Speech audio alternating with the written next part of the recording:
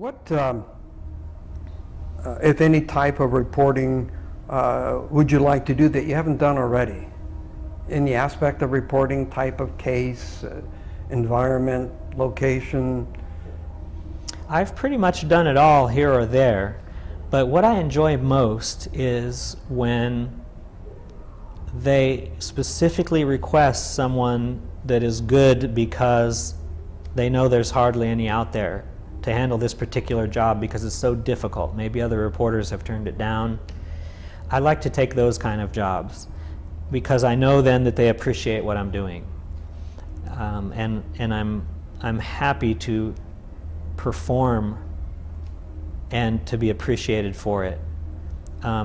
Eric Little in Chariots of Fire mentioned that when I run, I feel his pleasure, meaning God's pleasure.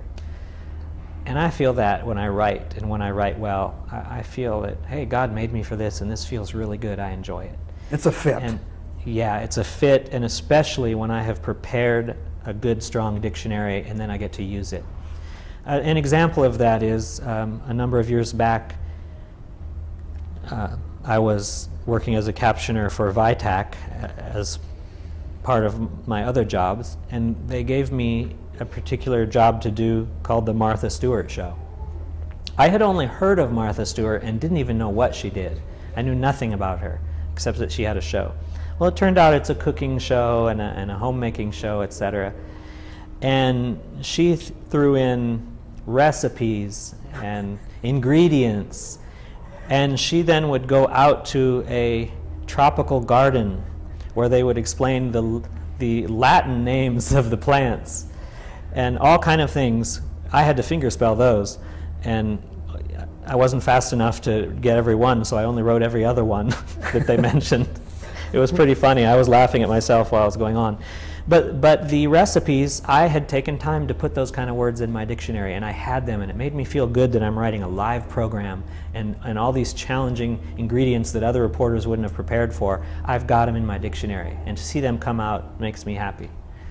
I can understand that. Yep. What you've obviously run into, or maybe you haven't, but I assume you've run into mentor-type people or others that you could describe as helpful maybe in your career. What qualities do you think good reporters embody?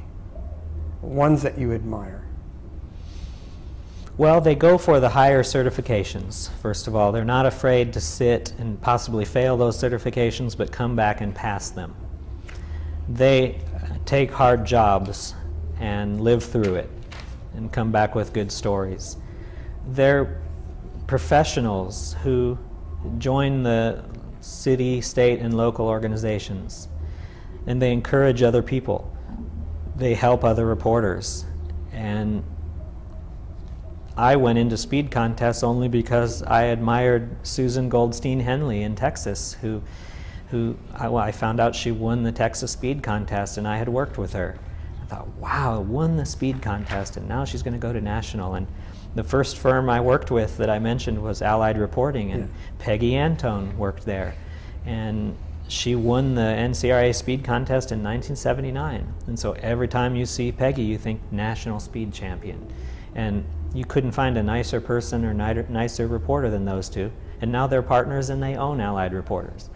And Susie comes to almost all of these conventions. And so a lot of good people out there. They participate, they help other people. People like Jerry Kelly, you know, he's done so much for the profession, working hard, been a real-timer, done everything. The other past champions that we admire the speed contest winners and the real-time contest winners, the Ed Verallo types and the Bill Cohen types, and the Carla Wolin Boyers and the Chuck Boyers, and they just have such a high level of excellence, and it makes you think if they can do it, maybe I can do it. Maybe not. If you found yourself in the position of being a career counselor, how would you describe the profession to some wannabes? Oh boy, I would be mighty biased, telling them what an excellent profession it is. There are so many opportunities there. I'd start with freelance court reporting and official court reporting. Those are wonderful, and after I explained about those, I would tell about CART and captioning. But I'm quick to explain with captioning that I like to compare court reporting to basketball. And I like to say that students who are trying to get out of school are like high school varsity basketball players. Then when you finally make it to an official reporter or a freelance reporter, you've got an RPR or a CSR, then you're like a Division I college basketball player. You've made a good team and you're one of the starting 5 there. To be a captioner, I consider that the NBA. And so I'm a little leery of some of the efforts nowadays of some of the schools trying to create captioners right out of school, presuming to say, okay, student, you can choose freelance reporting, you can choose the judicial route of official reporting, or maybe you want to be a captioner. We have a captioning branch here. And that's a little bit about like going to high school basketball and the coach saying, I'm going to turn you into an NBA player. I don't think so. You may or may not. NBA is real high. It takes a specific type of person who's willing to put in a lot of hard work and probably is one of the more talented of the reporters. But I also add every reporter is talented. To actually be a court reporter means you're far more talented than the general public at writing on that machine. They can't touch it. And personally, I may be wrong, but I don't believe everybody can be a court reporter. I think you have to have the God-given ability. I've heard some people disagree with that.